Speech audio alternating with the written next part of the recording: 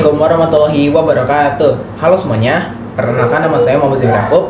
Saya dari kelas 10-3. Pada kesempatan kali ini, saya akan mempresentasikan hasil unsur kebahasaan dari artikel yang berjudul Jejak Penjahat Seksual Terlacak Lewat Transaksi Keuangan. Artikel ini membahas tentang bagaimana aparat penegak hukum dapat melacak pelaku kejahatan seksual melalui jejak transaksi keuangan yang dilakukan secara digital. Dengan memanfaatkan teknologi dan data transaksi, penyidik dapat menemukan identitas pelaku, lokasi keberadaan pelaku, hingga mengungkap jaringan kejahatan yang lebih luas. Selanjutnya, saya akan menjelaskan juga mengenai unsur-unsur kebahasaan yang terdapat dalam artikel tersebut. Unsur kebahasaan yang pertama adalah nomina atau kata benda.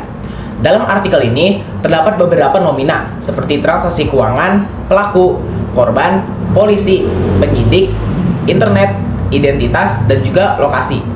Kata-kata tersebut digunakan untuk menunjukkan objek atau pihak yang terlibat dalam peristiwa yang diberitakan sehingga pembaca dapat memahami siapa dan apa yang sedang dibahas dalam artikel tersebut. Yang unsur kebahasaan yang kedua adalah pronomina atau kata ganti. Contoh dari pronomina yang ditemukan yaitu mereka, dia, ini, dan juga itu. Penggunaan pronomina bertujuan untuk menggantikan kata benda yang sudah disebutkan sebelumnya, sehingga kalimat menjadi lebih efektif dan tidak berulang-ulang. Selanjutnya, unsur kebahasaan yang ketiga adalah kata serapan. Beberapa kata serapan yang terdapat dalam artikel yaitu digital, internet, video, aplikasi, platform, PayPal, dan juga Skype. Kata-kata tersebut berasal dari bahasa asing yang telah digunakan dalam bahasa Indonesia karena berkaitan dengan perkembangan teknologi dan sistem transaksi modern. Unsur kebahasaan selanjutnya adalah konjungsi atau kata hubung. Jadi contoh dari konjungsi itu adalah seperti dan, atau, karena, jika, serta selain itu. Konjungsi berfungsi untuk menghubungkan kata, frasa, maupun kalimat sehingga informasi dalam artikel tersusun secara runtut dan mudah dipahami oleh pembaca. Selanjutnya, adjektiva.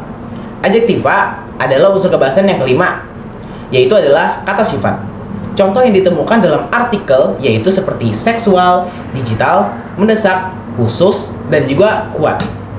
Kata sifat digunakan untuk memberikan penjelasan atau menggambarkan keadaan suatu objek agar informasi yang disampaikan menjadi lebih jelas.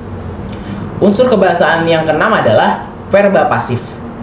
Contohnya yaitu seperti terlacak, diketahui, ditemukan, digunakan, ditangkap, dan diselamatkan. Verba pasif menunjukkan bahwa subjek adalah dalam kalimat menerima suatu tindakan yang dilakukan oleh pihak lain. Selanjutnya ada verba material. Unsur kebahasaan yang ketujuh adalah verba material atau kata kerja yang menunjukkan tindakan nyata.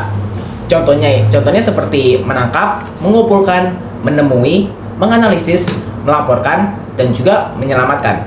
Kata kerja tersebut menunjukkan aktivitas yang benar-benar dilakukan oleh aparat penegak hukum dalam proses penyelidikan dalam kasus tersebut. Selanjutnya, unsur kebahasaan yang kedelapan adalah verba mental. Contohnya seperti mengetahui, menduga, menemukan, dan juga mengatakan. Verba mental menunjukkan aktivitas yang berhubungan dengan pikiran, pemahaman, atau proses pengambilan kesimpulan.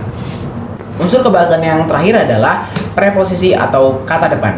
Contohnya itu seperti di, ke, dari, pada, dalam, lewat, dan juga terhadap.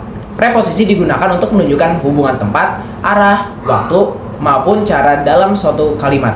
Dari hasil analisis yang telah saya lakukan, dapat disimpulkan bahwa artikel jejak penjahat seksual terlacak lewat transaksi keuangan mengandung berbagai unsur kebahasaan, yaitu seperti nomina, pronomina, kata serapan, konjungsi, adjektiva, verba pasif, verba material, verba mental, dan juga preposisi.